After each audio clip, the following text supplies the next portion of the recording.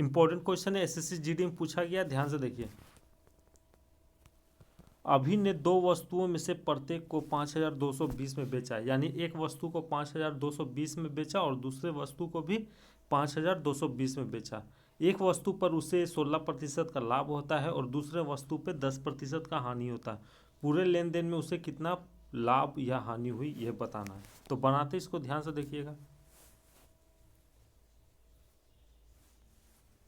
यहां हम लिख देते हैं क्रय मूल्य यानी सीपी, ठीक है, और यहाँ लिख देते हैं विक्रय मूल्य यानी एसपी, कोई दिक्कत नहीं है, ठीक है। 16% का लाभ होता है, यानी किसी वस्तु का दाम मान लेते हैं 100 रुपया है और इस पर क्या हो रहा है 16% का लाभ हो रहा है। आप डायरेक्ट 100 गुना 116/100 कीजिएगा तो कितना निकल के आएगा, 116 निकलेगा, ठीक है। यानी 100 रुपये वाला वस्तु को 116 रुपये में बेचेंगे तो 16% का लाभ होगा।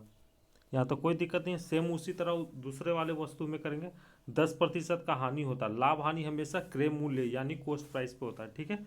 तो यहाँ कितना हो जाएगा 100, इस पे 10% का हानि हो रहा है। आप 100 गुना डायरेक्ट 90/100 कर दीजिए, यानी 100 रुपये वाला वस्तु को 90 में बेचेंगे तब 10% का हानि होगा। यहाँ तक कोई दिक्कत नहीं है। एक सेकेंड, मेरा पेन नहीं चल रहा है यार, कलर चेंज कर लेते हैं। ध्यान से देखिएगा, इसको काट छाट कर थोड़ा छोटा कर दे रहे हैं। 1 0 उड़ गया इधर, 4 25 जा 100 और इधर 4 29 जा 116।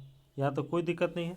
शुरू में कह रहा था अभी ने दो वस्तुओं में से प्रत्येक को 5200 में बेचा, यानी दोनों वस्तु का दाम क्या था, जो बेचा जा रहा था क्या था, बराबर था। तो सेलिंग प्राइस को भी बराबर करेंगे, कोई दिक्कत नहीं। यहाँ देखिए बराबर सेलिंग प्राइस में बेचा जा रहा है, यानी पहले वस्तु को 5220 में बेच रहा है और दूसरे भी वस्तु को 5220 में बेच रहा है, तो सेलिंग प्राइस को बराबर करेंगे।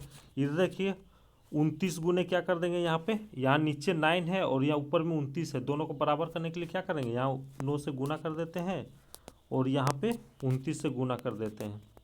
9 गुना कितना हो जाएगा 29। सेम सेलिंग सीपी में करेंगे, ठीक है, क्रय मूल्य में करेंगे, कोई दिक्कत नहीं। 25 गुना 9 और इधर 10 गुना 29। अब ध्यान से देखिएगा, दोनों को गुना करके नीचे जोड़ देना है। 29 गुना 9 कितना होता है भाई, 261 होता है, ठीक है।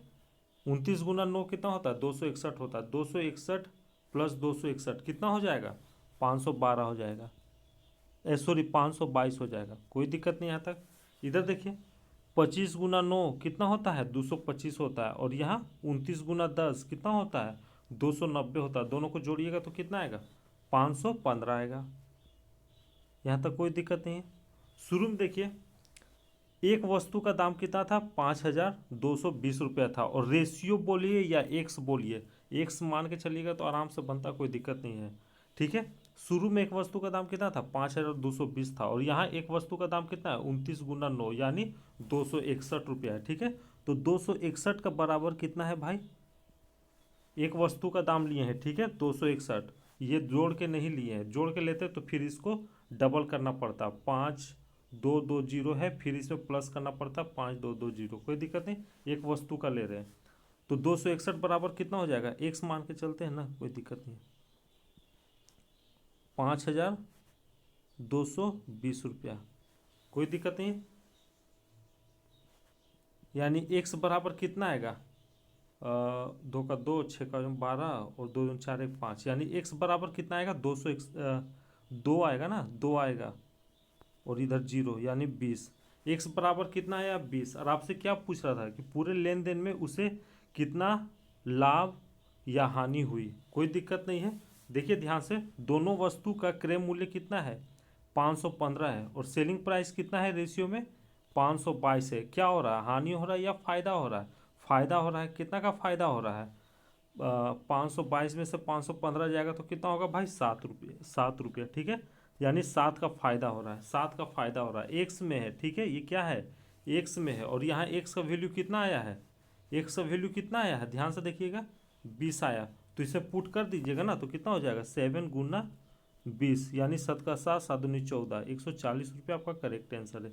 ये मेथड से आराम से बनता है, ठीक है। इसमें आपका डाटा थोड़ा दिया था 29 टाइप का, इसी में टाइम हल्का सा बर्बाद हो गया, कभी कभी इजी दे देता है। इस मेथड से बनाइएगा, आराम से बन जाएगा। 140 इसका आंसर है।